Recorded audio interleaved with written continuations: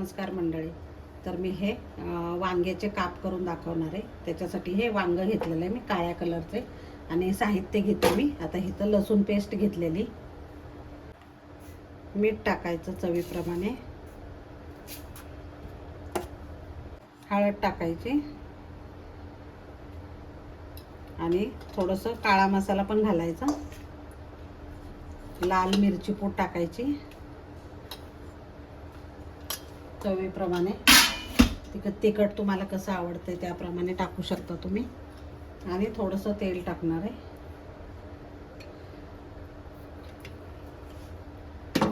आणि हे मिक्स करायचं पूर्ण. तर आता हे पूर्ण मिक्स करून घ्यायचं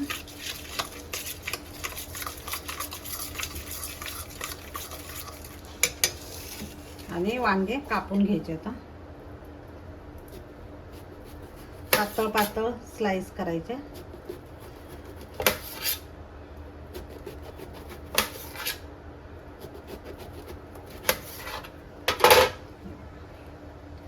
याप्रमाणे सगळ्या मी आता कापून घेते. हे बघा मंडळी, असे काप करून घेतलेले आहेत मी.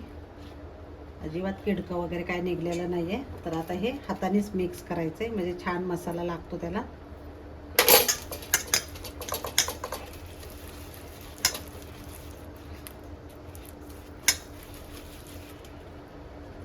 आणि असं सगळं लावून घ्यायचं आहे.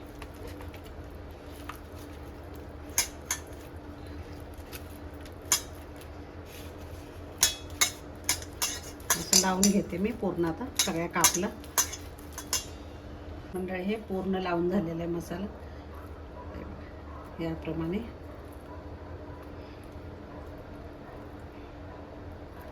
तर आता फ्राय करायचे.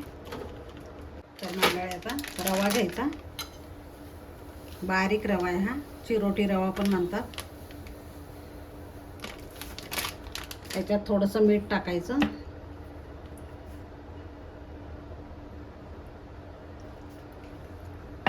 आणि हळद टाकायची थोडीशी.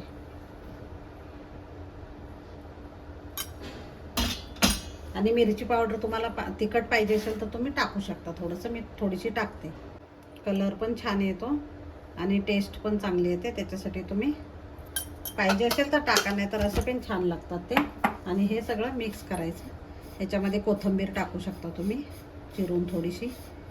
आणि पूर्ण मच्छीसारखंच आहे बघा हे. थोडीशी कोथिंबीर टाकते म्हणजे खूप छान टेस्ट येते. आणि मिक्स करायचं परत. तर मंडळी आता पॅन ठेवलेला आहे गॅसवर आणि पॅनवरच करणार आहे मी. तर आता एक एक काप घ्यायचे आणि हे रव्यामध्ये बुडवायचे. थोडंसं असं दाबून त्याला हे करायचं. अशा प्रकारे सगळे करून घ्यायचे.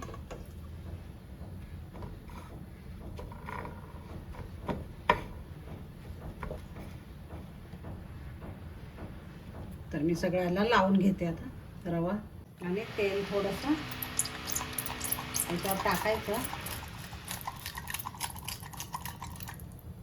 आणि असे काप सोडायचे.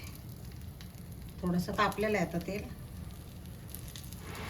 जास्त तेल पण नाही लागत. डाएट करणाऱ्यासाठी खूप चांगलं आहे हे. आता भाजून घ्यायचे मस्त. पण थोडंसं तेल टाकायचं.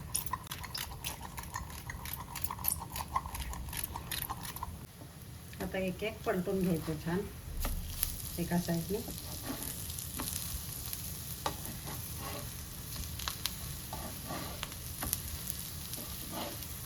जास्त वेळ लागत नाही भाजायला त्याला.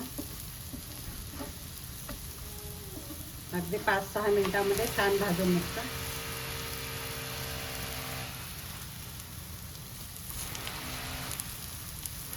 तर छान झालेले आहेत, आलटून पलटून भाजलेले आहेत मस्त. आता काढून घ्यायचे. क्रिस्पी झालेले आहेत एकदम. तर आता काढून घ्यायचे. तर मंडळी एकदम साध्या पद्धतीने मी केलेले, एकदम छान झालेले आहेत वांग्याचे काप. तर तुम्हाला मी तोडून पण दाखवते. मस्त एकदम. हे बघा किती एकदम लुसलुशीत झालेले आहेत, खूप छान झालेले आहेत आणि टेस्टी झालेले आहेत. तर या पद्धतीने तुम्ही नक्की करा आणि आवडलं तर लाईक, शेअर आणि सबस्क्राईब करायला विसरू नका. धन्यवाद.